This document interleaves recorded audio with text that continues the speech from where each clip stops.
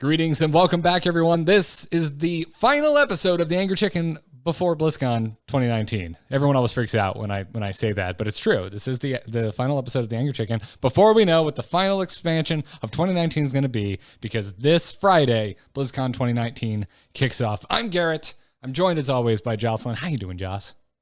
Pretty good. You threw me off calling it the final episode of the Angry Chicken. Oh, did you not get the memo? BlizzCon. Yeah, we're just. Yeah, I was like, okay, I guess we're done. We're just ending it. Yeah, that's it was an executive Good decision. Yeah, it's done. It's over. That's the end of it. All the patrons voted, our bosses, and they said, "Yeah, kill it. We're done."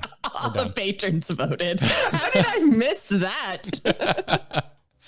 Yeah, but it's not just you and I today, Jocelyn. We are finally getting a guest on. We've been trying to coordinate with this guest for a while, and it's finally happening. We are joined today by Hearthstone writer and real life lawyer, Nicholas Deck Tech Weiss. Thanks for joining us, Deck Tech. That's right. Thanks for having me. I am super excited. I bought a new mic and everything, and then my internet couldn't handle the visual. So, 50% off to a good start. Well, a significantly higher number of folks consume this podcast through an audio-only means than video. So while it is sad, although it's not that bad, frankly, the photo you sent me is, it's making me feel things. You're looking all right in this photo, Deck Tech. But I'm so glad you finally have been able to join us. I feel like we're Twitter friends. This is actually the first time we've ever talked like in podcast form. Yeah, I thought you were going to say in person. I was like, caught myself. I'm like, I'm pointing back at you. Yes, exactly. So if folks are not familiar, they can catch your work over either at the Tavern Blog, spelled blawg.wordpress.com, or you also write for BlizzPro. And I am assuming most of our listeners don't really need a rundown of what BlizzPro is. Go there and check it out. But for folks that, may be unfamiliar with you, I figure we kind of kick things off, getting to know you. Have you always been into card games? Have you always been into video games, or was Hearthstone kind of your first foray? Kind of yes to both video games and card games. First game I remember was Duck Hunt on my parents' NES, and played that when I was a kid. And the first time that I think fell in love with games was I was doing a sleepover at my cousin's house with Final Fantasy VII, and we were taking turns playing, and it was my turn. And then after a while, I was like, "Hey, it's your turn. You want to play?" And he's like, "Nah, I'm having fun just watching." And then I'm like, "All right." And then a little bit later, I'm like, "All right, you want to play now?" And he's like, "Nah, I'm going to bed." And I was like, "All right, whatever." And then a little bit later, I look over and he's asleep. And then my aunt's coming in and she's like, "What do you guys want for breakfast?" And I was like, oh boy. So I was hooked from that point on, and card games and RPGs and kind of those, I guess more of the cerebral as opposed to more of the Twitch ones are the ones that like really stuck with me the most. But I play a bit of everything. And card games had been, Magic, Pokemon, Yu-Gi-Oh! I tried them all. And when I heard that Blizzard was making a card game, I had to try it out. And as soon as I did, I was just hooked from the beginning. Now, this game is amazing. I had actually been designing my own game a little bit. And first time I played Hearthstone, I was like, oh, yeah, this is much better than what I was doing. So I'm just going to give up on that and play let this Blizzard instead. do their thing, and yeah. Well, what about writing for video games? Like, is Hearthstone the first time you've started writing about a game? Yeah, it is. I was talking about Hearthstone, how much I loved it and everything all over my Facebook at the time. And my wife kind of pulled me aside and she's like, "You're embarrassing." So I was like, okay. I was like, all right, that's fair. So I started this Twitter, which is at HSDeckTech, and a lot of the Hearthstone personalities were on Twitter. So I was really glad that I did. And at first it was anonymous, and then after a while I kind of made it my own. And then so I joined that in April 2015. I looked it up before coming on. Mm-hmm. And then so about a year after that was when I started writing about Hearthstone. I started my own blog. At that point, I'd pretty much decided that I wanted to work at Blizzard or work on the Hearthstone team or something. And so I thought my first foray into doing that, my first way to kind of get on some radars was to start my own little blog about it. And that's when the Tavern blog started. And I started with BlizzPro about 6-8 months after that. Rad. That's awesome. awesome. Where I first saw your stuff was over on BlizzPro. I've got a couple friends that have done work for them in the past. So that's definitely where I found you. And I mean, dude, your stuff is so good. Thank you. The BlizzPro stuff, we try to keep up with the news, the announcements for the game, a little bit of esports. We help. We're part of that giant tidal wave of hype whenever new sets come and all of that. We do a little bit of strategy as well. But it's, kind of normal fan site type stuff, whereas the Tavern blog stuff is more of like my personal journey and my design stuff. And the reason why blog is spelled BLAWG was because there's a tiny bit of law stuff in there. Initially, that was going to be a bigger part, and then it kind of just fell away. I just assumed like the Tavern blog with an O was already taken, and you were like, how do I fix this? This is how lawyers spell it. That's great. Get it. I like it. You would have thought I would have got it already when I spelt it out earlier, but nope, I'm dense. That's hilarious. Yeah, I gotta say, folks, if you're not already following Deck Tech on Twitter, you should. It's at HS Deck Tech. Because, dude, you are usually the first person I see break like Hearthstone news. Whenever Hearthstone news happens, it's usually your Twitter where I see it first. And I don't know why, but that just always tends to be the case. So you're one of my favorite Hearthstone Twitter follows. So that would be thanks, man. That'd be my endorsement for you. If folks aren't following you on Twitter, they freaking should. So that means a lot. The reason why is because I'm on Twitter way too much. But hey, well, thank you for your service, because you're unofficially the Angry Chicken's social media manager. Because whenever you tweet something, I'm like, I should probably inform people on my Twitter feed that this is happening. Well, there you go. Well, dope, man. Well, we got a lot to talk about. It's BlizzCon is 3 days. Imminent. What day is it? I haven't been home basically the entire month of October. This is like my one respite before I leave again. Are you going, Deck Tech? You're a Southern Californian, right? Yes, yeah, I'm going to be there. Joss and I are going to be on the Calm Before the Storm. So he's on the Hearthstone panel with me. Sweet. Yeah, everyone should go and do that Thursday night, because I'll be on the panel before that panel with a lot of other awesome folks. This is my first year not on the Hearthstone panel. It feels kind of weird. This is my first year on the Hearthstone panel. I'm pretty sure I took your spot. You won it 2 years ago. We did it together. Did we? Oh, I thought I only did the WoW panel, because I did the WoW panel last year. Yeah, you were on the Hearthstone panel with me. I think it was 2 years ago, because I know it wasn't last year. And it wasn't. Oh, I got pulled up last minute. Yeah, it wasn't the year. Yeah. I think it was the first year I did it. They were out in like the main hall with everything. And then the year after that, they moved it to a more enclosed space for sound reasons. And that was the year you were on with me. Right. I remember now, because that was the Kobold year, because I kept saying, there's candles, guys. Kobolds take candles. That's a thing. And everyone was like, no, as we've it's just learned, a candle. As we've learned, you're usually right. Hashtag Joss is usually right. Yeah. Don't even need the usually. Hashtag Joss is right. But before we get into this week's news, we want to thank those of you supporting us over at patreon.com/TAC. If you like this podcast and you want to support us, that is the best way to do so. And you get some perks like early access signups to our tournaments and access to the patron-only Discord. So to our most recent patrons, thank you to Paul C. and Barrett G. I'm just going to say Barrett Guild, because I find it hard to believe that Guild is your actual last name. And if it is Barrett, you have an awesome last name. And I'm sorry for reading it out loud. That's amazing. That's such a good name. I thought it was someone messing with you, that it was actually like a Garrett B and they just made it Barrett G. Oh, so you think their real name is Garrett Build? Or Maybe. or it's a directive, Garrett Build. They're telling me to build something.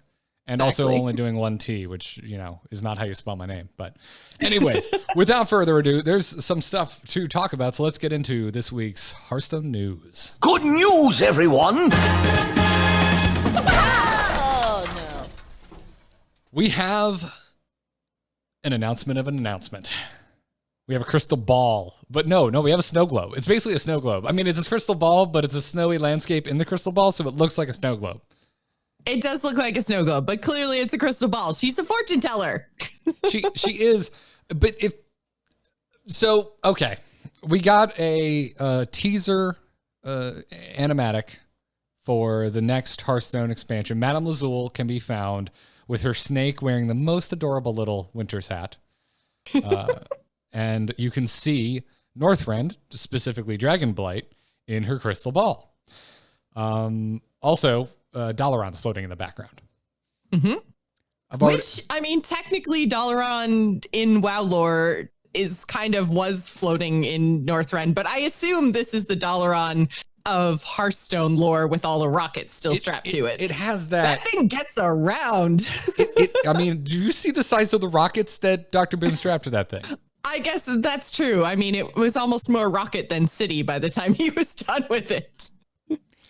Yes. It's very much the shape of like the art for Dalaran at the end of the heist, with the the rockets strapped onto it. So yes, I'm very much assuming.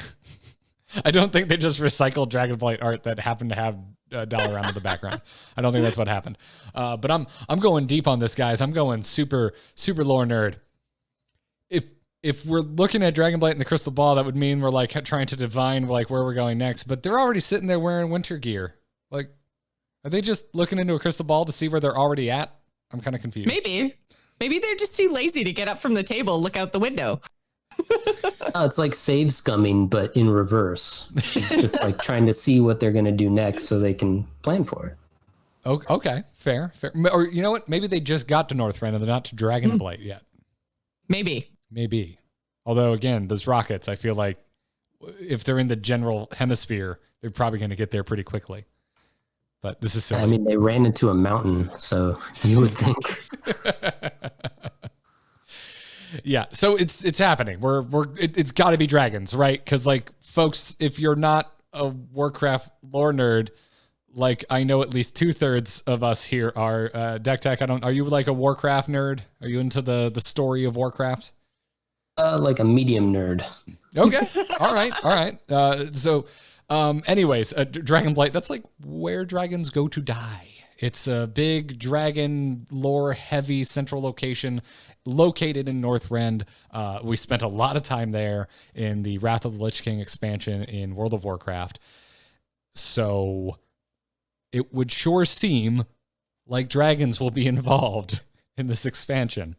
Finally, in the year of the dragon. Yes. And Ro in the chat room has already beat me to my big theory. So basically, the central dragon figure in Northrend in Dragonblight is Galakrond. And I think, because this is a thing that Arthas tried to do and then failed, I think that they're going to bring him back somehow. Yes. I don't know how much... Like in Hearthstone canon, did that even happen? Because we've had Arthas come back in Frozen Throne. Like, Hearthstone lore is murky. yeah. I think Hearthstone takes a lot of inspiration from WoW.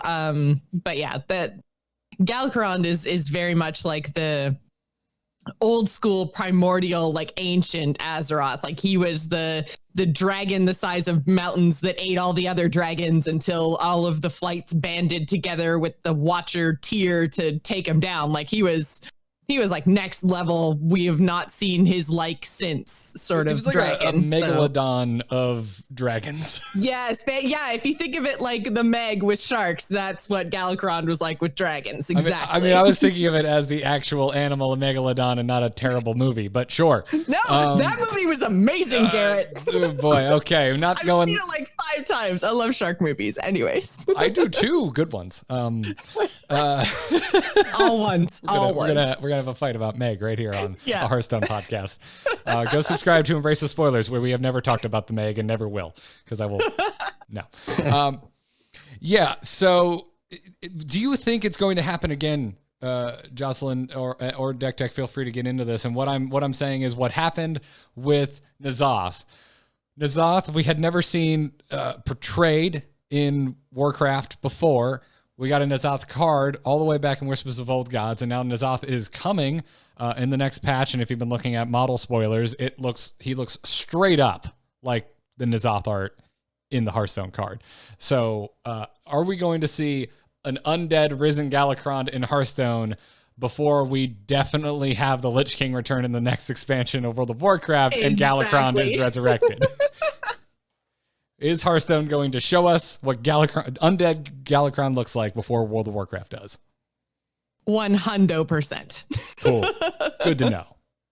Good to know. Yeah, I think, obviously we know like they're all part of the same company. All the teams talk to each other and everything else. Like, N'Zoth, like you said, the card looks exactly like the model that we're getting in WoW.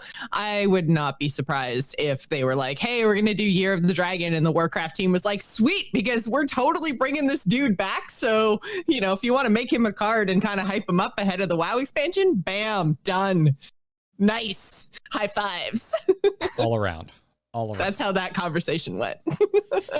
I like that. One thing that you guys haven't mentioned yet is the Old Gods, which, spoiler alert, at the end of the PvE for this set, the Old Gods are all released. So from the medium lore nerd to the full lore nerds, does that tie in at all, do you think, or how?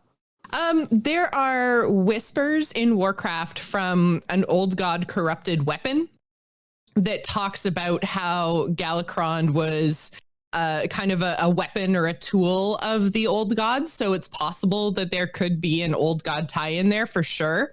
He basically, when he ate all the other dragons, he slowly ended up kind of going crazy and falling apart. And then the dragons that he ate like came back as like crazy corrupted undead things. So, there's a whole bunch of like, just the legend and story of Galakrond is a little bit kind of weird. It kind of pulls in all the parts of Warcraft and is like, yeah, he was all of it.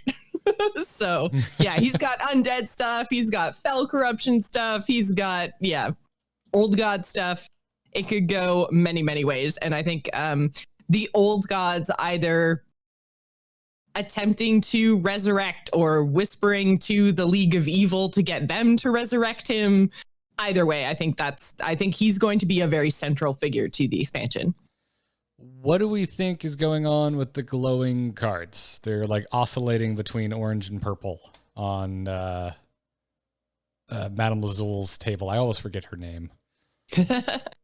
This is the thing that I find very interesting, because this to me seems to hint at like the orange very much reminds me of like a League of Explorers, like Oldham color, and then the purple very Rise of Shadows League of Evil. So it almost seems to me like we are going to, because she even says at one point in the rhyme, two different ends both seem true. A victor will be chosen by you, with a couple of other floofy bits that don't mean anything in the middle.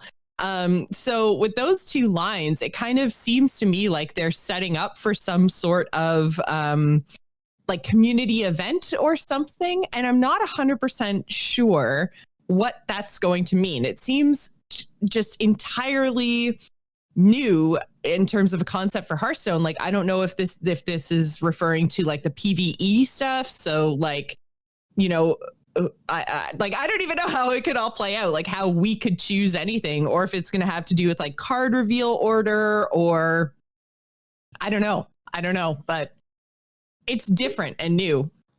I was kind of thinking oh, sorry, go ahead, Tech. I was going to say, in terms of like who wins, you choose. They did that one thing with the two teams of like the pros and influencers, where you set a card back, and then all the games you won with that card back set counted for that team. So I don't know. They could do something similar to that. Yeah, it's like playing games with a card back in order to cast your votes. I could see that. I just don't know what I'm casting my vote for. Like that, it seems very clear that there's going to be some sort of like evil versus explorers community vote, but I don't know what the end result of that is going to be.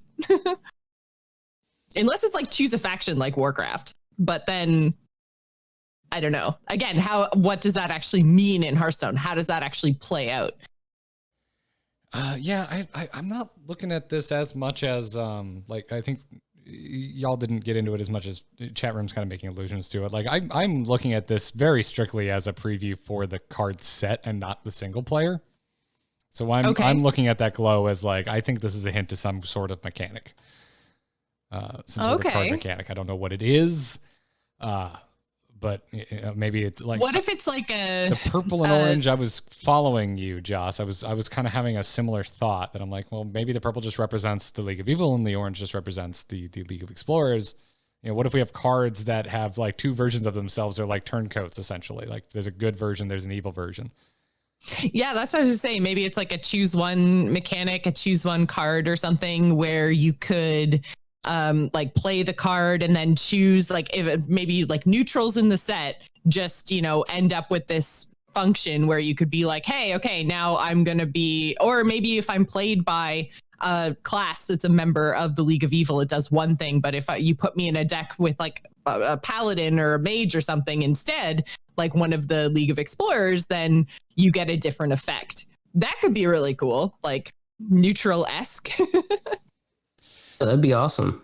Yeah, I could see them. They don't want to do it, I think, in a way where you play it and then choose, because then it's too much like the choose one, and then that's taking like away Druid, Druid's thing. Yeah. But having that, have the card have different effects if you're in a different class, that'd be a really cool way. And that they've talked about kind of bringing back the mean streets thing before, and this would be an interesting take on a similar idea where you have different bunches of classes having specific effects, and so you can kind of like mix your classes a little bit more by doing that, and that'd be awesome. I like it. They could also like organize it, you know, could just each turn swap, just like the Worgans from Witchwood did. But yeah, so like prediction for like general theme, because like I think I'm pretty sure we gave up with like hard guesses after Kobolds and Catacombs, because when they showed us Mare and the Fox, we were like, pirates, it's gonna be pirates. It's totally and then pirates. it was not pirates. And they're like, nope, D&D, deal with it. Deal with it. Yeah, very, very much so. I mean, yeah. I don't know. It's going to be basically, even with Rise of Shadows, right? Like we saw it, we're like, that's freaking Dalaran. Like, what even is this? Like, why are you doing this? This is really obvious. It's going to be Dalaran. And then it was like, no, actually, it's Rise of Shadows with the League of Evil. And they're not just, you know, going to Dalaran. It's not just in Dalaran. They're stealing Dalaran. I'm like, yeah, no way would we ever guess that that was happening. So, yeah, I mean, I don't know if I really understand what the spin on it's going to be. I think the best thing I can do is just guess at what some of the cards and or the PvE bosses are going to be. Yeah, it's I'm in the same boat. I'm just going, yeah, dragons. It's going to be dragons. That's as much as I'm going to give you. It's got dragons, and clearly Dragonblight will be involved. What specifically, I don't know. I mean, we also did, like Deck Tech pointed out, we haven't talked about the old gods too much because they did feature in the single player at the end. And if we're going like story wise, and if we're, you know, bringing back new versions of old things as a kind of theme for Hearthstone this year, I could very much see the 4 old gods being brought back for sure. Either the old gods or possibly the dragon aspects, like new versions of Malagos and Alexstrasza and Ysera and, you know, Nosdormu. I want a playable Nosdormu, man. Can the new version of N'Zoth murder the current version of N'Zoth? Because if I have to play against another rogue that plays 7 N'Zoths against me, yeah, please. And well, it will. Don't worry. It'll replace it. Yeah. All right, cool. So no one has a crazy out there theory. We're all just going. In addition to what you guys just said, I think the one aspect I would add is that the League of Evil has unleashed whatever the massive big bad is, and you find out that that's the real baddie of this whole story, this year-long arc. And then they, either some or all of them, realize that they've gone too far. So now the good guys and the bad guys have to team up. And that's why I really like the idea of the orange color and the purple color being the good guys and the bad guys, because they have to team up against the real bad guys. And I think that'll kind of be the story point. We must That like is all the so- Warcraft I was legends gonna beforehand. That is so Warcraft too, and that's like my biggest pet peeve with WoW right now. It's like, let's blow up the world and have our two factions fighting each other like crazy. But then, there's a bigger bad and we have to all be friends now. Yeah, that's very Warcraft. Boy, I can't wait for the beginning of BlizzCon for them to go, and factions don't matter. Play where you want. I'm just going to be like, Yeah. finally. That's WoW. So we don't need to go too far into that. But yeah, that's definitely, I would not be surprised if they were like, yeah, you can make any race and any faction now. Yep. Yeah. And then 5 years from now, they'll do it in Hearthstone. They'll be like, you want to put rogue cards in Shaman? Sure, go for it. We're just blending everything. Yeah. Well, before we move on and talk a little bit about Hearthstone esports, we have a sponsor of the thing today, and it is Quip. You can go to getquip.com/TAC right now and check it out. If you're unfamiliar, they make really awesome electric toothbrushes. Joss and Deck Tech.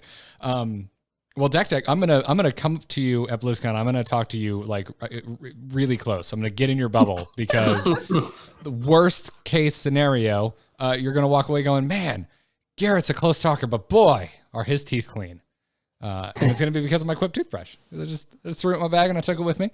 I really like it. Is what I'm trying to say. And I'm a close talker. Sorry, everyone who comes up to me at BlizzCon. I think you're like a foot taller than me, so you won't be that close. Okay, so I'll be talking over you. Gotcha.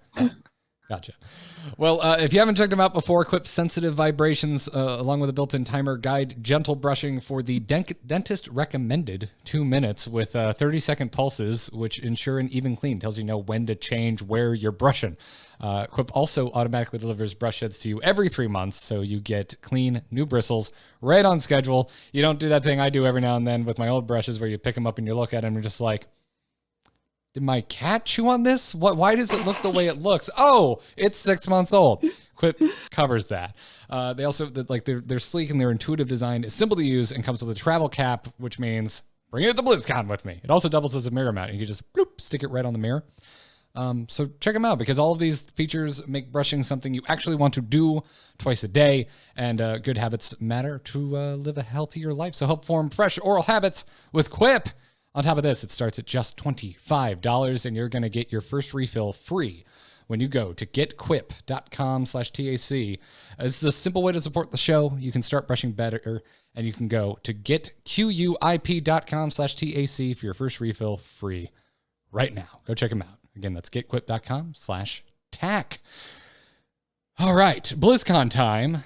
It's right around the corner, which means the global finals are right around the corner. Yeah, we're all excited to get to the opening ceremony to see what that new expansion is going to be, but immediately following it will be Hearthstone Esports, the pinnacle of Hearthstone Esports this year, because finally our actual tournament that we want to watch is culminating at BlizzCon for the first time in 3 years. I think it's been 3 BlizzCons. I remember it being there like the first 2 years that we went to BlizzCon. I feel like there were global finals because I remember 2 big championships, and then after that, not so much. This is making me.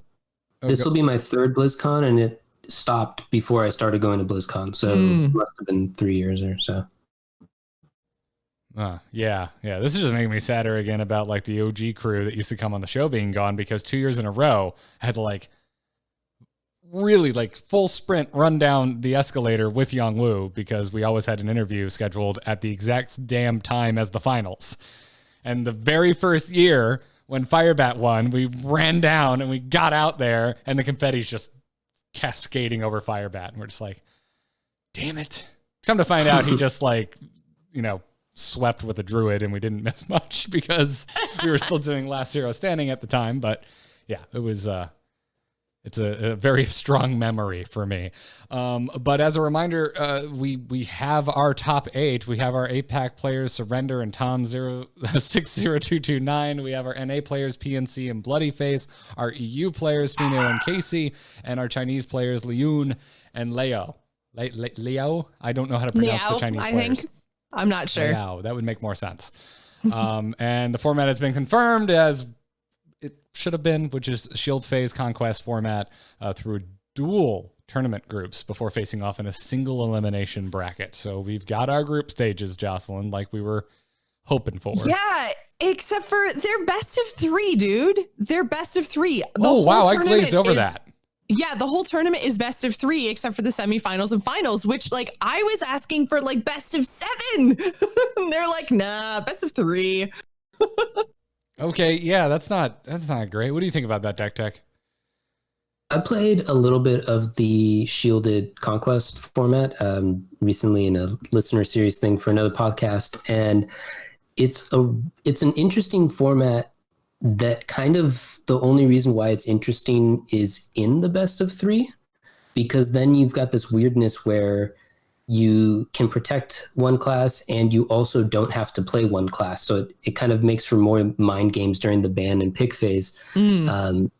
But that said, best of 3 is like a tiny sample size. There's going to be a lot of games that don't feel satisfying. I think a lot of matches where someone just gets high rolled for one of their games and then the match is over in 10 minutes. And so it kind of feels weird for it to be the global finals and a best of 3. That seems weird. And then another weird aspect is that it's best of 3 until the semifinals and finals, in which case it's best of 5. But ideally you'd have different lineups for the 2 different formats because they work differently. So that's also weird just for the players. But yeah, but they're not allowing that, right? Like you have to put your decks in and play the same lineup the whole weekend, right? Right. So that, I mean, that makes it weird because that takes away that one interesting aspect of the best of 3 that I was talking about. When I was building my lineups, what I would do is I would bring 2 to 3 like normal, just generally good decks, and then 1 or 2 kind of weird decks. And that way it can kind of like hit people with hard matchups because you can shield your weird deck if they happen to have really bad matchups. Or if you don't get to use your weird deck, then you just don't play it and you're just kind of forced into playing the 2 normal decks that they aren't banning. And so once you take away the best of 3 aspect, you no longer have that option to not play one of your decks, which means I think it kind of forces all your decks to be a little bit more normal and generally good. And you can't target as you can normally do in a best of 5 because your opponents in the first rounds aren't forced to play any decks. So you can't like specifically target one deck. But then once you get to the finals, you also can't play your weird deck because you can't hide it. So it's a little bit of a weird format. It's one they've used before, but I think it ends up resulting in you just having a lot of kind of vanilla looking lineups. Yeah, and that's kind of what we've seen, right? Because officially Blizzard hasn't put anything out, but obviously the community is on top of it. And we've got like all 8 people bringing shaman, all eight people bringing priest, you know, lots of druids and rogues. It's not the variety maybe that we might have seen otherwise. It's kind of interesting that with the 2 not totally different formats, but with 2 different strategies for best of 3 versus best of 5, that they don't like allow lineup changes. Cause then it's like, what do you build for? Do you build for the best of 3 or do you build for the best of 5 and hope you get there? It seems like they're building for the best of 5, which might hurt them in the I guess short run with the best of 3s. Yeah, I mean the other thing too is just like the current meta, which we haven't really touched on, and I feel like a little bit like I'm eating crow because I was like, yeah, bring it on, let's get these wild cards in for the finals, and now I'm just like, boy, Shaman I'm already over it. I'm already over watching a Desert Hare come down and Evolve get played, and I feel like it is having a stronger impact on this tournament than I hoped it was going to. Because every single player is bringing Shaman. Yeah, 5 are the aggro variants and 3 are the quest variants, but you know what they both do? Play bunnies and evolve them.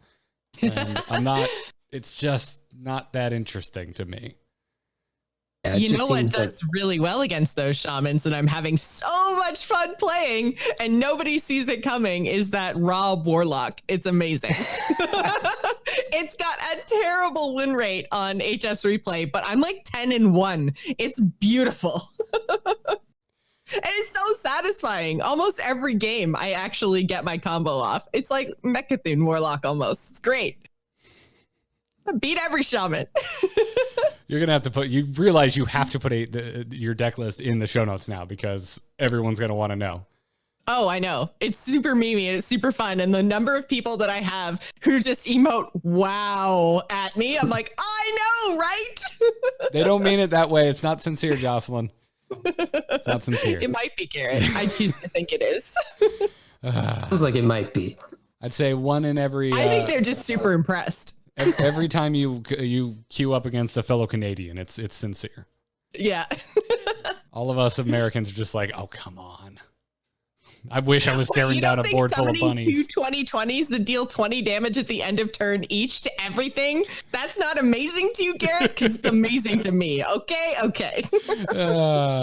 It is amazing. Yeah, but no one's bringing Warlock, and that makes me sad. Yeah, I mean, like, so, which I never thought I'd say.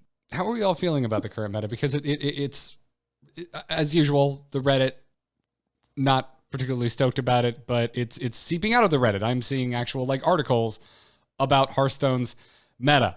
Like, also, by the way, like right now, I think that's a more important distinguishment than at any other point in Hearthstone's history because of what just happened with Blitzchung. The fact that there are actually articles being written about the game means that it's on people's minds. That the state of this meta with these wild cards, and yeah, I don't know. I was really excited about it, and now I'm kind of already done with it personally. Yeah, but I mean, it's an event. It's not like it's a full expansion. I mean, maybe it would have been better if they had actually given us a solid end date instead of just saying a couple of months. But in the end, like, I don't really care because it's fun right now and I know it's leaving. It's not like I'm going to have to wait a year or two for things to rotate out, right? So yeah, normally I'm with you, but it's also it's having, this is our finals. Like after a year of Hearthstone, we're going to watch bunny rolls. It seems to me like it was a little bit weird to put this event to start at the same time as the Hollow's End event and then to continue through to the end of this meta for a couple of reasons. One of them being that it led to some confusion where a lot of people, when it was announced, didn't know that one event ended on the 31st and the other's continuing. Yeah. For two, it makes it very long. Like we're talking about, like people are kind of tired of it. I think it would have made a lot of sense for this to be an event for them to announce at BlizzCon, and everyone would be all hyped and they're like, oh, that sounds awesome. That's fun. And then it's going to run for like 3 weeks. And then the next set happens. And I feel like that might've been a better time frame to keep people interested in it. It wouldn't have affected the global finals that way, and it wouldn't have led to that initial confusion. So, you know, they're trying stuff. I like that they're trying stuff. I think maybe it was slightly off this time, and you could either say that it was off in terms of the cards they chose to bring back, like maybe they shouldn't have brought back Evolve, or it was maybe off in how it was implemented, where they brought it in this time when it was highly relevant for like tour stops and tour stop qualifiers and the global finals, and maybe it would have made more sense for them to do it in that little dead period instead. But I'm okay with it. It's hard for me to be mad at a meta where I ended up hitting Legend, so a little biased there, but I think it could have been done a little bit better. And I linked to you guys, and you could throw it in the show notes or the chat or whatever you want. Dean Ixar Ayala was talking to a couple known players on Twitter, and he basically said they're not looking at any changes right now, which was a little bit of a surprise to me. I wasn't expecting anything before BlizzCon because they're not going to make a change right before the global finals. But I'm just kind of surprised that they're not looking at that whole Evolve Bunnies Mogu situation. They're not looking at it because it's just an event. It's a limited time thing. And I mean, I do find it a little bit funny that everyone is bringing up the fact that it impacts the global finals and the qualifiers and stuff, because I mean, like, I've been saying this for years. Every time they make a big change right before the final, or like even our finals earlier on this year, you know, we had the new expansion launch right before. And I'm like, it's kind of weird that, you know, we've got Year of the Dragon cards in our Year of the whatever last year was Raven finals. And nobody seemed to care until all of a sudden it's evolved and people just don't like shaman for some reason. But I mean, it's an event in the end, and it maybe shouldn't have been tied around the finals. It was maybe bad timing, but yeah, it's an event. I am not surprised that they're not looking at changing anything. I'm sure this stuff's all just going to go away in a few weeks, and then we'll go back to, it'll probably go away as the new expansion is launching, I would guess. I think the timing is probably having a larger impact on Ixar's comments than I think maybe he's letting on. Because, like, what are you going to do? Nerf Evolve? And then, like, well, are you nerfing it for wild after the event is over? Exactly. Like, you nerf it for a few weeks and then you move on. Like, that seems silly. Yeah. I mean, you're both hitting on just the challenge of this in general, because here on Angry Chicken, we've been really happy with the events. Like, we've been super positive about the rate at which updates are happening to Hearthstone in 2019, and the events are a huge part of that. I think this is the best year Hearthstone's ever had, and to me, it's really about the events. The biggest surprise for me was single player, but the events have just kept the flow of interest in ladder just so much healthier for me personally, and for a lot of my friends that played this game. But that being said, I think that's the challenge, right? Like, clearly the first event was successful. A lot of us really enjoyed it and let the team know that we enjoyed it. Like, we saw a lot of goodwill and a lot of positive feedback from the community when the Dr. Boom event hit. So I want that. So I'm sure the challenge on them is, oh, well, if we didn't have it, we would have had one of those kind of staler points right before. Like, if we had delayed it because we didn't want to impact esports, then we would have had just one of those traditional quiet times. Downtimes. Exactly. Yeah. In Hearthstone. And I think they wanted to avoid that. Like, that's the balance. Like, so if you're asking me, someone who doesn't play professionally, what do you want? I'm just like, it is hard. It is hard because I do want frequent updates. At the same time, I don't know. Can I just have my cake and eat it too? Can I have frequent updates and also really fast, like, ooh, too much. Sorry. Evolve. Yeah, we're just going to pluck that out of here. Sorry. Just continue on. We're removing Evolve. Well, I mean, the fix to this would be having like the players having the esport play on like a different server with different rules, right? Like, so if there's an event making the ladder more interesting and more fun for your everyday Joe playing at home, then that's one thing. But, the global finals are done on patch, blah, blah, blah, whatever. That is the non-event version of Hearthstone. Yeah, I don't know about that. I don't like the idea of the pro scene playing different cards. I'm okay with them playing a different version if it helps avoid bugs and whatnot. But if they're playing different cards or different rules, then I think one of the cool aspects of esports and something that makes a successful esport is the notion that I can be one of those guys and or gals. And I think that them playing the same cards as us is kind of central to that, especially since we don't have access to the same formats that they're playing. So I think that would kind of hurt the esport as a whole if we're not playing the same cards as them. Man, I would love one. Oh yeah, I agree for sure.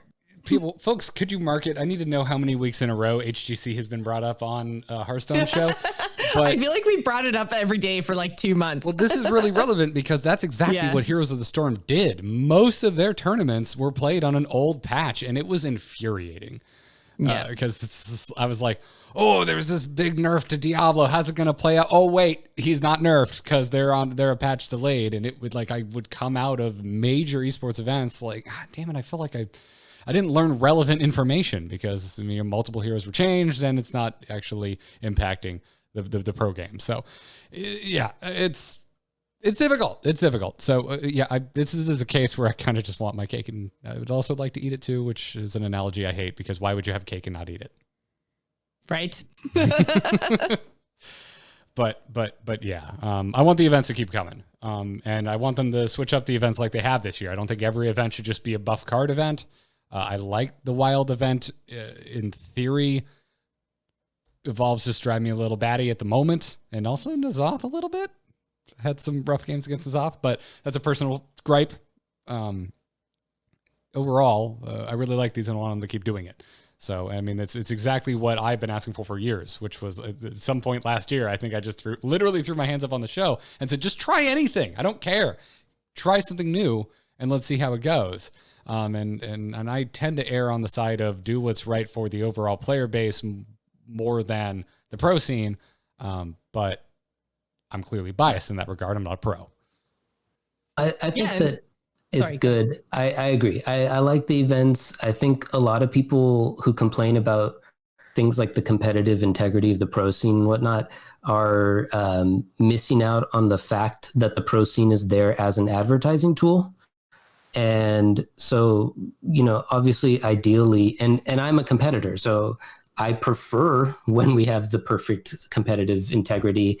But it's not surprising to me when the priorities aren't 100% weighted in that direction, because they're trying to do multiple things and they're not trying to become an Olympic sport. They were in the Asia Games or something, but other than that, it's not like they're trying to be just a perfect environment for competitive esports. They're trying to make a fun game for everyone, and the esports are a part of what makes that fun for some people. And I think that they're just working on where that balance lies, and they're doing a pretty good job of it, just maybe slightly off on this particular iteration. Well put. Yeah, I mean, it really sounds like a lot of people just have a problem specifically with Evolve, because Shaman was already in a fairly powerful place, and then Evolve basically didn't change what Shaman was doing as much as just strengthen what Shaman was doing. So I think that maybe that was just the wrong choice of card to bring back. But I don't know, man. I think it's fun to watch. And I think because it's just an event, like I haven't even necessarily noticed too much of an impact on the ladder. Like I'm still seeing almost every class when I'm going through and playing. So I don't know. I think it's fun. And that's what I've been trying to do in the last few months, is just find the fun in Hearthstone. And it's still been fun for me. So I don't know. Yeah, I have nothing more to add. So we're definitely, like, nothing's changing. Clearly, it's Tuesday. Mm-hmm. This starts Friday. Yeah. So, but it's just an interesting thing, and I have a very strong feeling it's going to impact the way 2020 plays out in terms of events and their impact on esports. But it'll be a long time before we actually see if that's a correct projection or not. But in the meantime, I really hope we get an esport announcement at BlizzCon. Like, I hope that they flesh out their plans for 2020, because it seems like, I mean, it was, I think, after BlizzCon that we found out all the plans for 2020. I feel like it was even early December. 2019, not 2020. And that felt extraordinarily late last year, especially with such a huge swing from, what they were doing in 2018 to the Grandmasters of 2019. So, I mean, I don't know. I hope they kind of solidify things at BlizzCon and give people, as much information and time as they can. I never expect to hear about the next year of esports at BlizzCon because they never do it. But I am with you. I wish they would. Yep. Well, we'll see. Also, just in as rather relatively minor news note in terms of Hearthstone as a whole, because these folks haven't worked on Hearthstone in a while, but it was just announced today that Eric Dodds and Jason Chase, who were both a part of like the OG Hearthstone team, are no longer at Blizzard at all.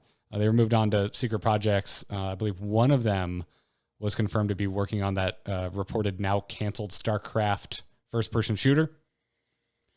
But they are gone, as well as Dustin Browder, which really bums me out because StarCraft 2 and Heroes of the Storm. But we didn't really know Dodds or Chase that well. We had talked to them a few times, but they weren't like regularly on this program like Broad or Woo were back in the day. But I just thought it was worth a mention because Dodds was like the head honcho there for a while, and Chase was the production director. I'm surprised that we got the statement so late, like they're saying like, yeah, they moved on months ago. Like, oh, okay. I'm kind of curious. Like that was quiet. I'm unclear on what kind of nudged this story to even like come out. Like if someone was just like, hey, are they there anymore? And And Blizzard replied back with, nope. Like, I mean, it makes sense. They haven't been working on anything that's in the public eye.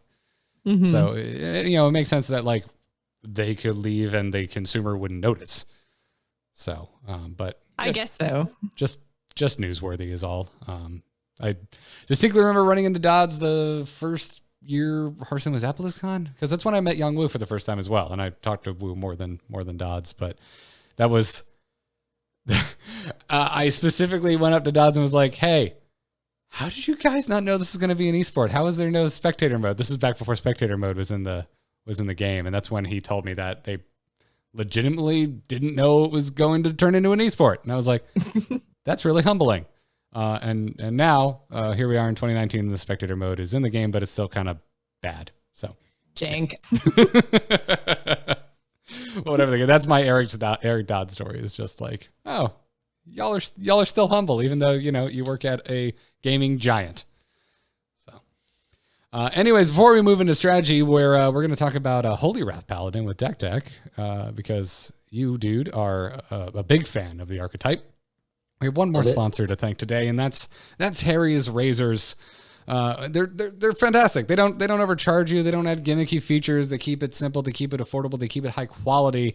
They focus on what actually matters: sharp, durable blades at a fair price. And it's a terrible example today. I've got like this like really crappy mountain beard. But I spent before Katie and I had a couple of days in the mountains to ourselves. There was like a whole week before that of me helping her at a trade show, and I had to look nice every day. I had to dress like Deck Tech's photo that I have up for the video audience on a daily basis. Super fancy. I had to look nice, man. I had to look nice. Like I had a jacket on every day. I also had a vest, but that's a personal thing. I just like vests. They didn't say Garrett wear a vest. But I also had to keep, my face looking nice. I've had the beard cut really close for the last few months, which means you really got to stay on top of that neck beard. Because if you got like a really short, like you're intentionally keeping the 5 o'clock shadow, the second that neck grows in, you just look like there's just no definition anymore. Your chin just blends into your chest, and it's you got to stay on top of that. And that's exactly what my Harry's Razor let me do, which is fantastic because I had to wake up before the sun was even up to go help Katie in her showroom. And oh my God, at least shaving wasn't a hassle. At least it smelled good. So listeners of The Angry Chicken, you can go right now and redeem your Harry's trial set over at harrys.com/TAC. You're going to get yourself a weighted ergonomic handle for a firm grip, a 5-blade razor with lubricating strip and trimmer blade, their rich lathering shave gel with aloe to keep your skin hydrated, which I am definitely going to need in California because I dry out like SpongeBob in that episode when he goes to Sandy's house. And you also get a travel blade cover so you can bring it with you to dry, arid climates where you need aloe in your rich lathering shave gel. So go check it out, harrys.com/TAC. Get your trial set and start shaving better today. We thank them for their support, and we thank you for using that URL. Now let's talk about Holy Wrath Paladin. Hit it very hard. Wanna blow something up?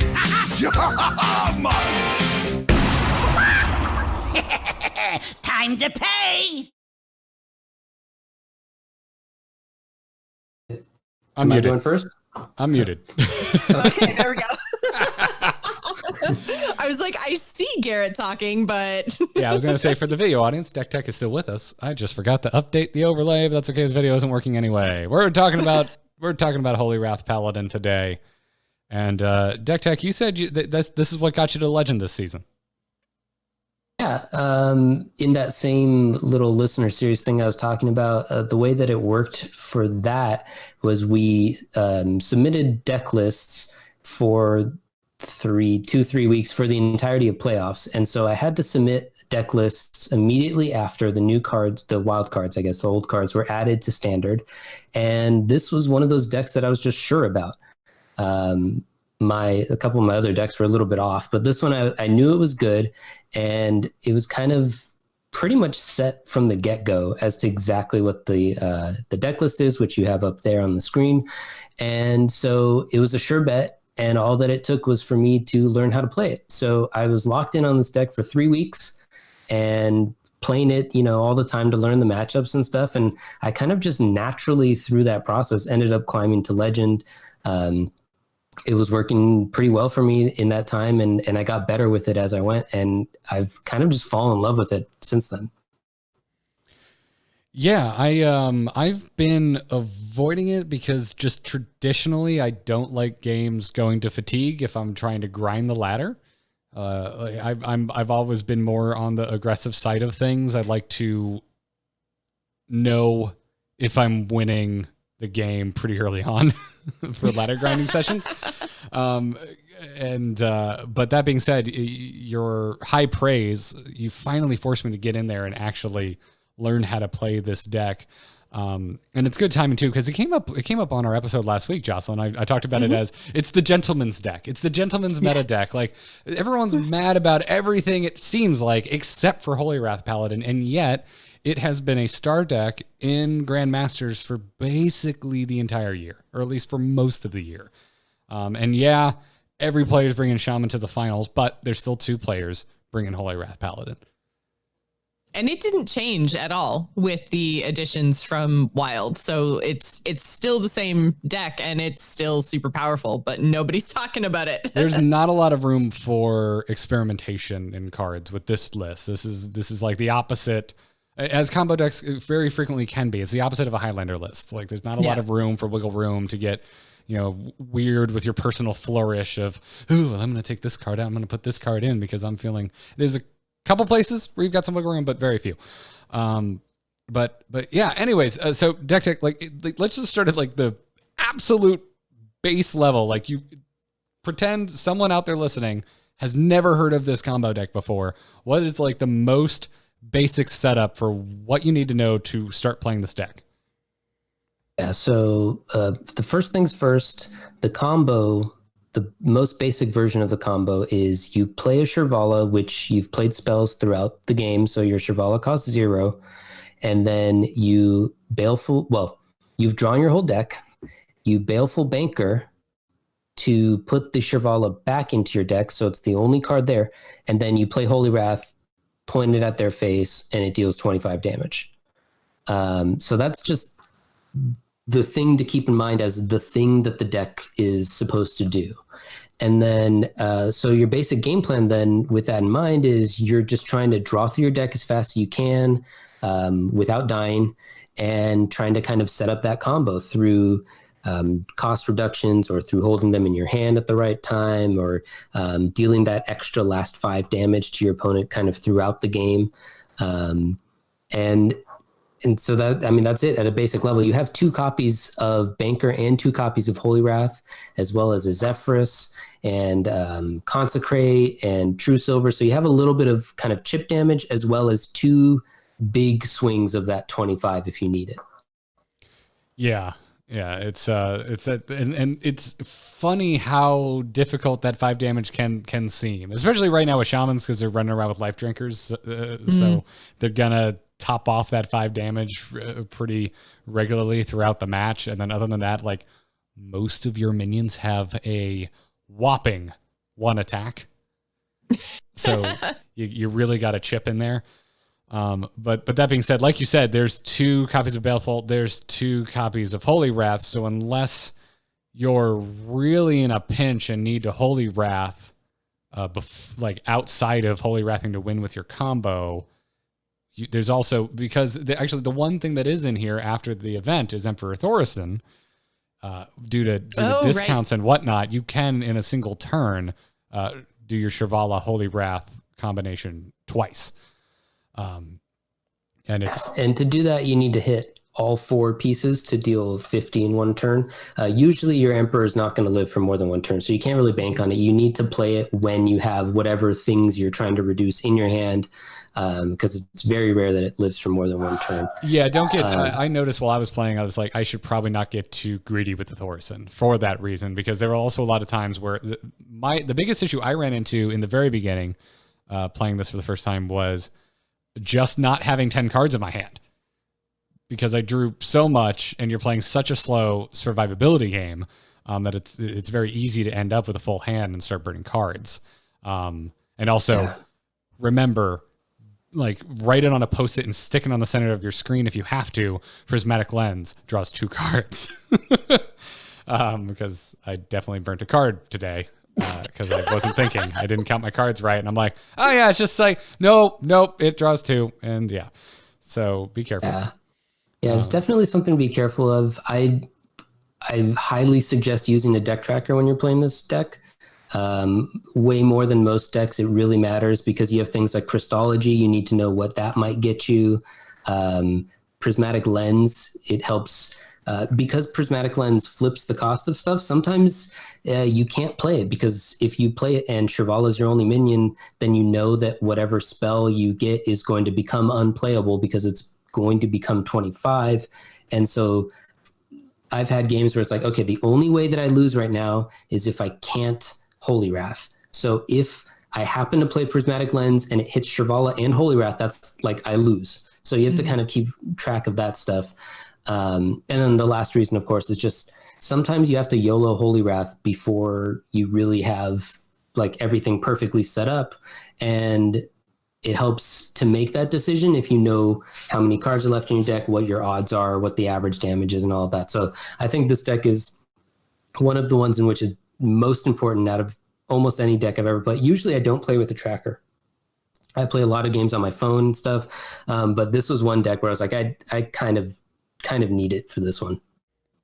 Yeah, it's you get to the end and you're looking at the number of cards in your hand, and if you in your deck, and if you have any draw left, and you're just essentially counting turns, like how many turns until there's no more cards left in my deck? Can I survive there? Do I have any timeouts left to get me there? Or is that something I'm trying to draw into? I think the deck tracker is an excruciatingly important learning tool for this archetype specifically. So I'm with you there. So that being said, what should we be mulliganing for? To me, like most part, yeah, for the most part, it's the early draw. I think Crystology is pretty much the best thing you could have when you start out in almost every matchup. So I'll keep that. I'll try not to keep the Crystology targets, even though sometimes I'll keep like a Novice because that's just good. Acolyte as well can sometimes be good enough to keep. And every once in a while, I'll keep Prismatic Lens depending on what my hand's looking like.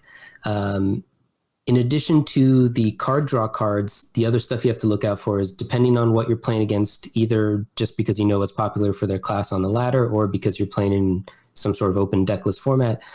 Sometimes you need to keep your clears. So Consecrate and Pyro are really good against kind of aggro classes to keep those. I don't tend to keep Equality or Shrink Ray because those are a little bit too slow. I think if the whole point of keeping the clears is to help stave off the aggro so that you can survive, they don't help you do that. Because you can't play them till turn 6 or 7 if you're trying to use them as a clear. Yeah, you need another card with them to trigger the clear. You either need a Pyro or a Consecrate. Right. So yeah, those aren't as good for that purpose. And sometimes against like the super fast bursty decks, like for instance Combo Priest, sometimes I will keep the what's it called? The ice block. The timeout. Oh, the timeout. Yeah. I was like, ice block, what? Yeah, this is Freeze Mage. I don't know if you know this, but this deck is actually Freeze Mage. Just Freeze Mage with a white similarly. beard. Yeah. Jaina's looking a little weird with the 1,000 win thing. So yeah, basically you keep the cards that help you go with that basic game plan that we were talking about before. You keep the cards that help you draw and help you stay alive against certain classes or decks. Again, if you're playing an open format and you know what they are, you don't have to worry very much about the staying alive. And usually draw is good in pretty much any matchup, but especially if you know that they're not going to be killing you anytime quickly. Yeah. So usually when we're talking about decks too, we talk about power spikes, but as a combo deck, this isn't really about power spikes. It's more about, when does your control, when does your stall come online? And it's all pretty much mid game because that's when you're going to have enough mana to pull off your tricks. I mean, I think you start the game off drawing if you can, right? Because that's when you're doing your Christologies and your novice engineers and up to the point where you get to your prismatic lens. I really like coining out prismatic lens if I can, because then on turn 4, I get to consecrate. Because you kind of like, you do your draw to get all your tools and give yourself options and stuff. And then in the mid game, you're doing a clear to kind of prevent yourself from falling way too far behind. And then in the late mid game, is when you're pulling out the timeouts and the additional clears, your second and third clear, that they kind of keep trying to fill the board to get you, and you just have more clears until they run out of stuff or they can't pressure you, and then you're done with your deck, and that's when you do your finisher. Yeah. And then anything like going a little bit deeper than that, like any more advanced techniques, as someone who's definitely played this deck more than I. Yeah, there are a couple things. One, I think, is for pretty much any matchup, the most important thing to consider is how much damage you need to do. Just like in terms of a macro game plan strategy thing. For instance, like you said, against Quest Shaman, I always plan to deal 30 damage in one turn because of those life drinkers. But against like Aggro Shaman, they don't really have life gain unless they get like random spells and stuff. And so for the most part in those ones, you only really need to worry about dealing 25 because you'll deal that other 5 throughout the game anyway. So if you're dealing 30 or 25, then you know you only need one copy of the combo. And that frees you up to use your other ones for utility purposes earlier in the game. So you use your first Holy Wrath to try to clear like a medium-sized minion because you have a moderately full beefy deck, and so you can usually deal like feel safe dealing like 3-4 damage, especially if you've already played your Christologies and stuff and your little guys are out of the way. And then you can use your early Shrivala. Similarly, you only play it if you also have Banker, but you can use it earlier to give yourself a little bit of stability to fight back on the board. Obviously, a 7/5 rush, Divine Shield, Lifesteal is just a really good card. So if you, in those matchups where you can play it early, it helps to do so, to give yourself a bit of that buffer to help you get to the end game. And then also figuring that out if you need to deal 25, 30, or 15 one-shot also really helps you, gives you some insight into when you're playing your Thaurissan. Because if you only need to deal 25, you can play Thaurissan whenever. Just whenever you have a free turn, you can play it, reduce the cost of some stuff, and then all of your subsequent turns are just better. It's also just good because it absorbs at least 5 damage from your opponent because they always attack into it and kill some of their stuff. So it's kind of like its own stall card as well as lubricating your next couple turns. But if you know that you need to deal 30, then you want it to hit Zephyrus and either your Holy Wrath or your Banker. Because that way, what you can do on one turn with 10 mana is you play your Shrivala, you do your Banker, you do your Holy Wrath, and then you play Zephyrus, and it gives you a, what's it called? The Lava Burst, or the Kill Command. So you deal 30 in one turn with that. If you need to deal the whole 50, then you know that you need to hold on to Emperor until you get the and that's against like warriors and druids usually. I was going to say, yeah. Do you even ever win against warrior? Warrior's not as bad as druid is, actually, surprisingly. Druid is, in my opinion, almost unwinnable. It's a very tough matchup, but in those ones, you still, you're still trying. So, so you hold on to Emperor until you have it all in hand at the same time, which is the 2 Holy Wraths and the 2 Bankers, so that you can deal that whole 50 in one go and give them less room to heal out of range. Rad.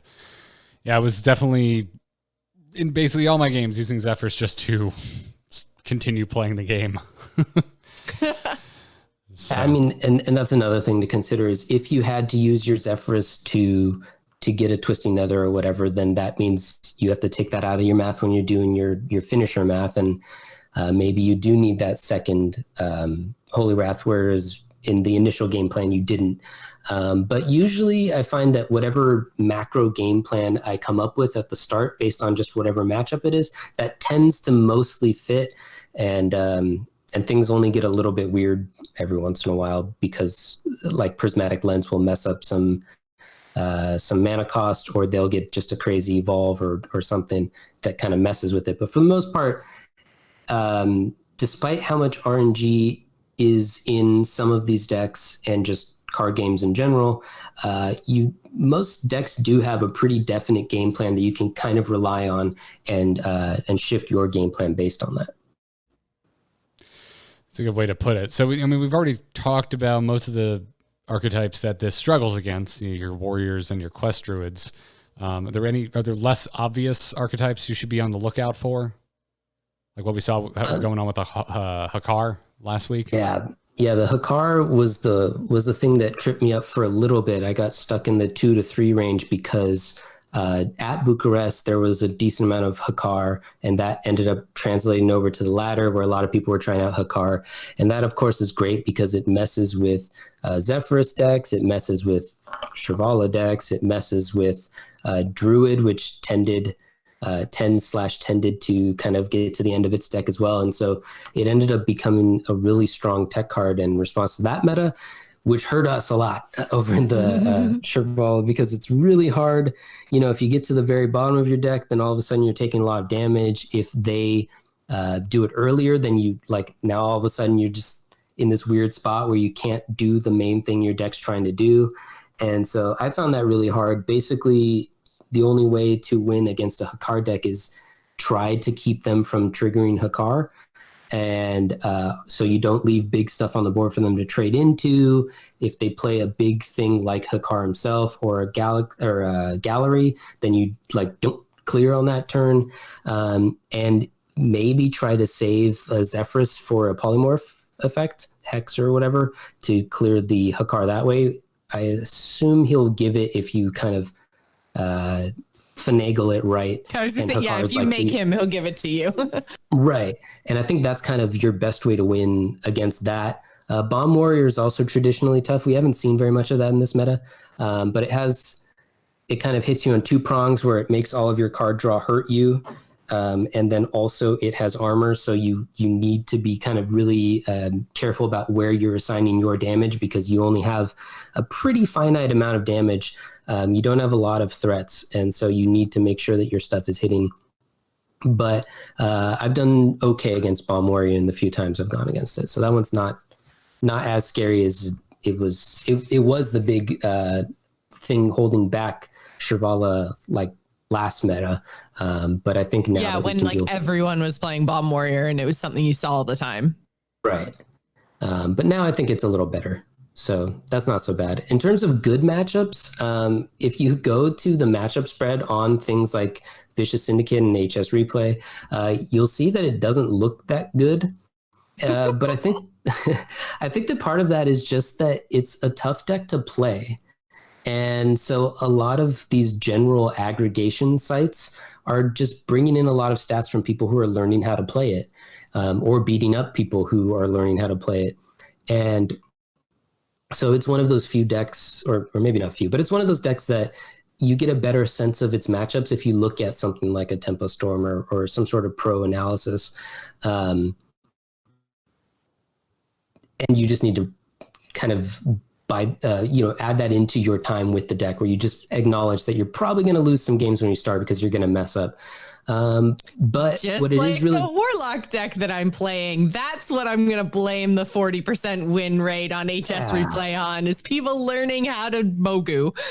You're making a joke, but you're probably onto something. I mean, especially you yourself said, weren't you 10-1 with it today? Or yeah, and it's so freaking fun.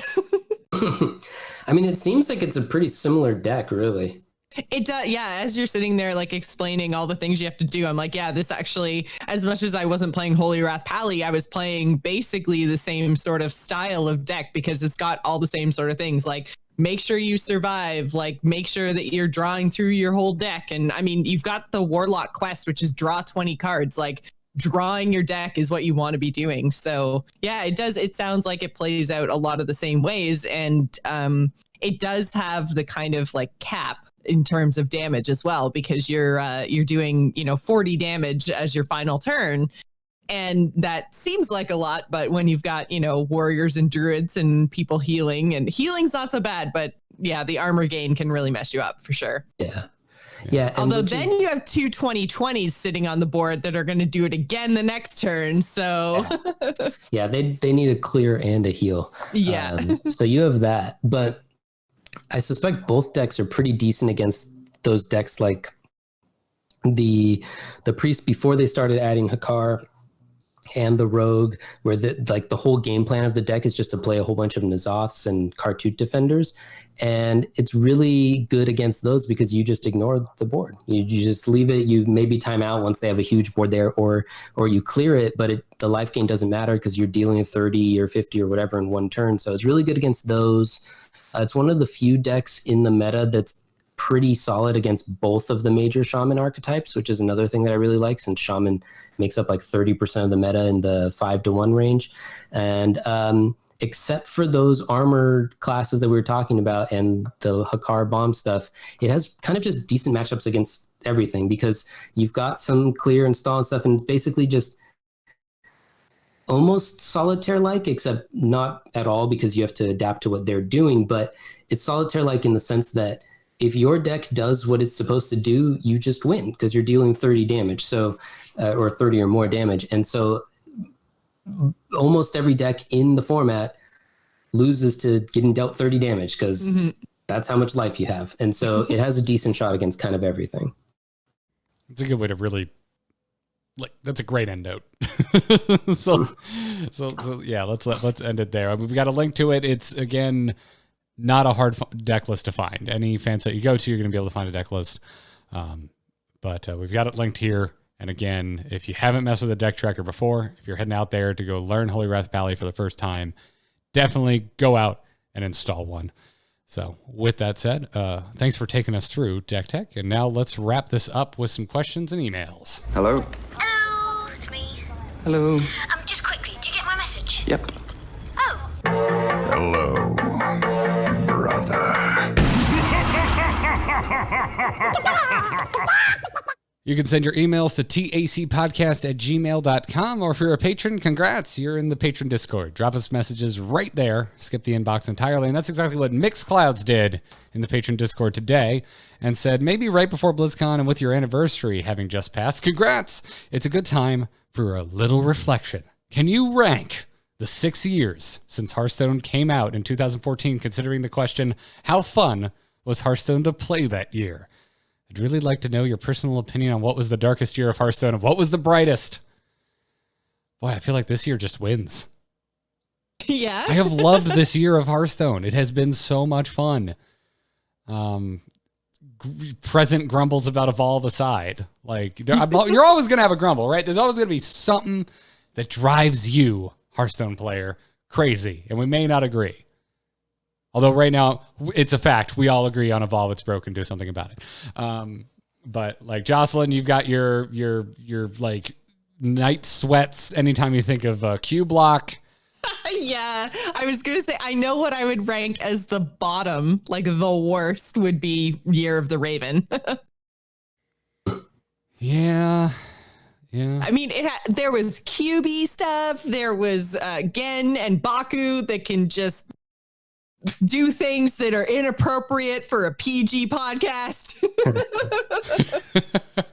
Yeah, Year of the Raven was rough. Man, yeah. You might be right. I think 2018 might have been the roughest year, in my opinion. And they swang right. So this was basically... No, never mind. Yeah, Year of the Raven is basically Warlords of Draenor. It's the worst. It's just the worst. What about you, Deck Tech? Is there anything that pops to your mind as the bottom year for you for Hearthstone? I have an answer to the inverse question. I agree with you that I think this is probably the best year we've ever had. I don't know what I would think of as the worst year. I think I was okay with Year of the Raven. I think the problem with Year of the Raven was Year of the Mammoth, which is interesting, right? Because that's where the Q block and everything came. So while I'm looking at these sets, I'm like, well, I don't know. Like, these are the problem children. They just beat up on Year of the Raven. Yeah, well, Witchwood brought in Gen and Baku. and it was like this coalescing of odd and even with all the insanity from Year of the Mammoth not going away.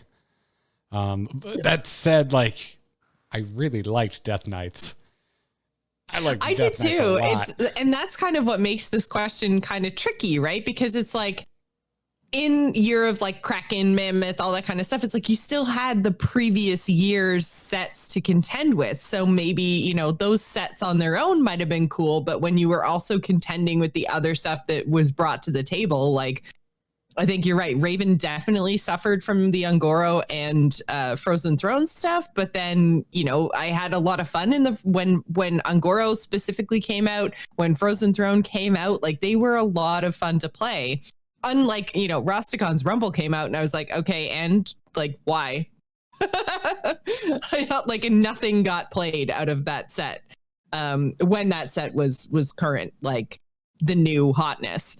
So I don't know, but like I loved Whispers of the Old Gods too. That was great. Gadgetzan was really cool with tri-class cards. Like, but yeah, Raven just, when I think back on all of that meta, just falls so flat. Problem with the Year of the Kraken was that was like the Shaman Stone version 1.0, right? Yeah. I think that might have been the worst. Yeah. Tunnel Trog Totem Golem. That was rough. Plus, you know, Yogg that Garrett hated. I do hate Yogg, but it was also like OG N'Zoth. I loved Cthulhu decks, even though Cthulhu was great. Cthulhu wasn't really represented in the competitive meta, but it was in the ladder meta, and it really opened the doors, I think, for a lot of players to feel welcome and feel like they had a foothold because of everyone getting Cthulhu for free. I don't know. I also really like Karazhan because, like, yeah, Shaman Stone was rough, but also, like, y'all remember, like, Mage, man, like Mage post Karazhan with Flamewaker, like, like, you want to talk about iconic.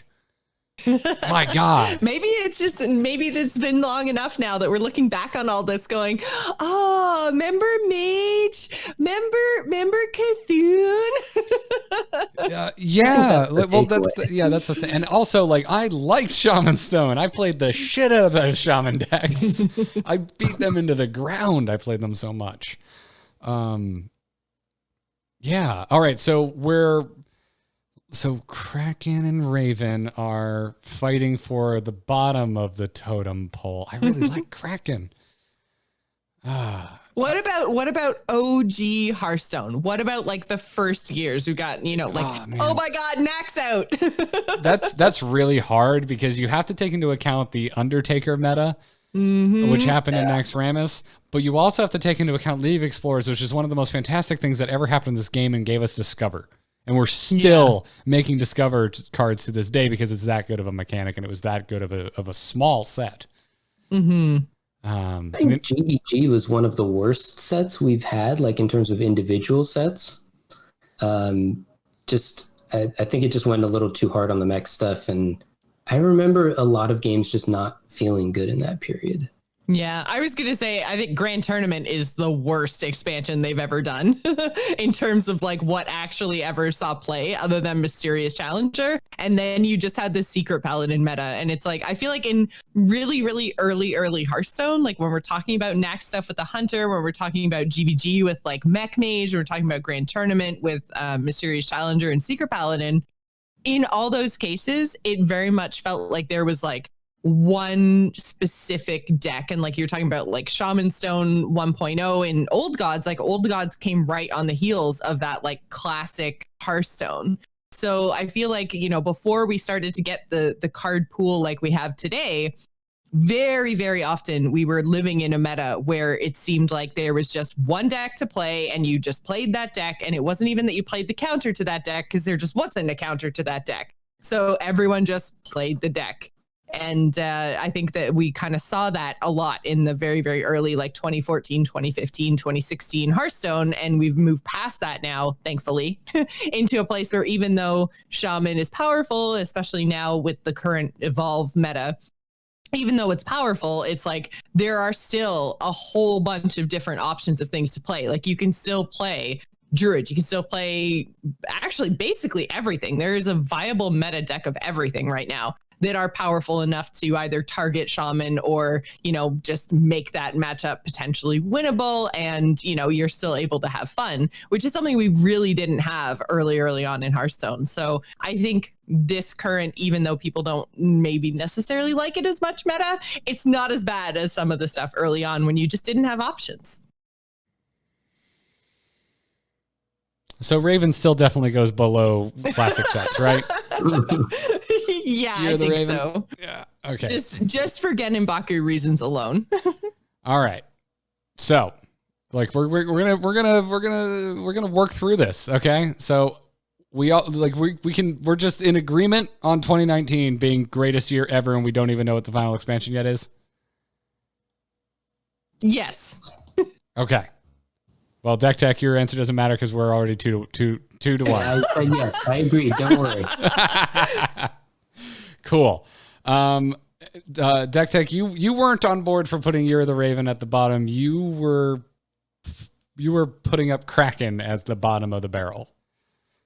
Yeah, I don't know. It's hard.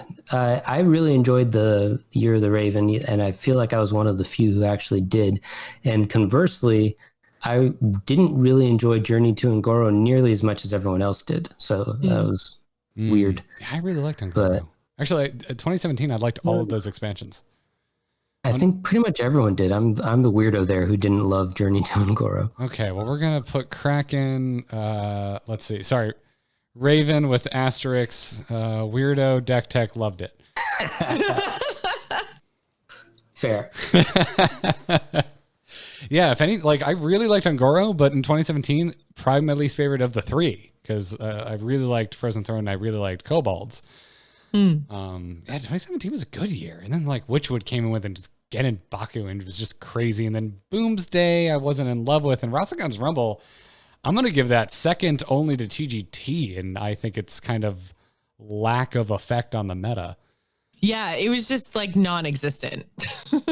The initial Boomsday added 2 cards and 1 deck to the meta. It only really gave us Giggles, Ziliax, and Odd Warrior. And obviously Odd Warrior wasn't a good thing for it to be giving us. And Giggling had to get nerfed. And now that they've gone back and retouched it with the Rise of the Mechs, it ended up having a much bigger effect overall. But I think at the time that was a pretty big flop too. Yeah, and I'm giving that. That's why Raven was just bleh. Yeah, I'm giving that kudos to 2019 because in my mind it made Boomsday a great set. It made a kind of middling set a really good one. But that's on Year of the, we have Year of the Dragon to thank for that. Yeah. So so Year of the Mammoth. Would you? All right. So Dragon at the top. Year of the Raven then. What was that? I said I'll give you Year of the Raven then, based on that conversation. Okay. Was that where we were fighting for the last spot? Pretty much, yeah. So at the moment, based on our conversations, my ranking is first place, Year of the Dragon, 2019. Second place, 2017 for Year of the Mammoth. Kraken coming in third place, 2016. That is our Whispers of the Old Gods, One Night in Karazhan, Mean Streets of Gadgetzan. Fourth place. I would make an argument for enjoying 2016 more than 2017, but it's really close. I would call it for 2017 over 2016. I think a lot of people didn't like Jades, and I did like Jades. So I look back on Mean Streets of Gadgetzan, and I'm like, oh, Mean Streets of Gadgetzan, yay! And everyone else is like, I liked Jades too. It took me a while. I liked them towards the end when everyone was frothing in the mouth, sick of it. I was like, oh, I like this archetype. This is fun. But Deck Tech, if you had to make a choice between Year of the Mammoth or Year of the Kraken, where would you call it? I'm on Team Garrett on this one. Okay. All right. So. All right. And then anyone want to go to bat for classic set being second from the bottom? As opposed I think that's fair. Yeah. I mean. Yeah, it seems good. Okay. Yeah. All right. So the Angry Chicken through deliberations official ranking of the Hearthstone years is last place 2018 for Year of the Raven. Fourth place. The classic sets spanning from 2014 to 2015, basically the base set of Hearthstone all the way through League of Explorers. Third place, 2016 for Year of the Kraken. Second place, 2017 for Year of the Mammoth, and first place going to this year because, damn it, Team 5, you've killed it this year. You've done such a good job. I haven't been bored. Haven't been bored. And I mean, I think that's half sets and half, events and changes and single player and arena stuff. Like there's just, it feels like we haven't been sitting around and waiting like we did in previous years. So as much as, we'd have fun when expansions would first come out and, it would evolve every time with new stuff being added to the game. It's like this year, it's like every 4 to 6 weeks, there's something new and exciting and fun to do in Hearthstone. So I feel like just the feelings of being in the game this year have been more positive, more fun, and more like refreshing than previous years where we've been waiting 3 to 4 months for an expansion. Right there with you. Yeah, right there with you. And I'm gonna copy and paste this into the show notes where it can live forever until Google goes under, which is basically means it's going to live forever. Because even if the Earth explodes, Google will shoot itself off into space to live for eternity.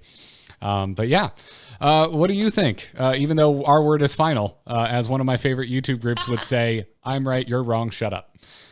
But yeah, tacpodcast@gmail.com. Write in, let us know if you've got a particularly strong differing opinion, or if you just want to shower us telling us how right we clearly are about the rankings of these years.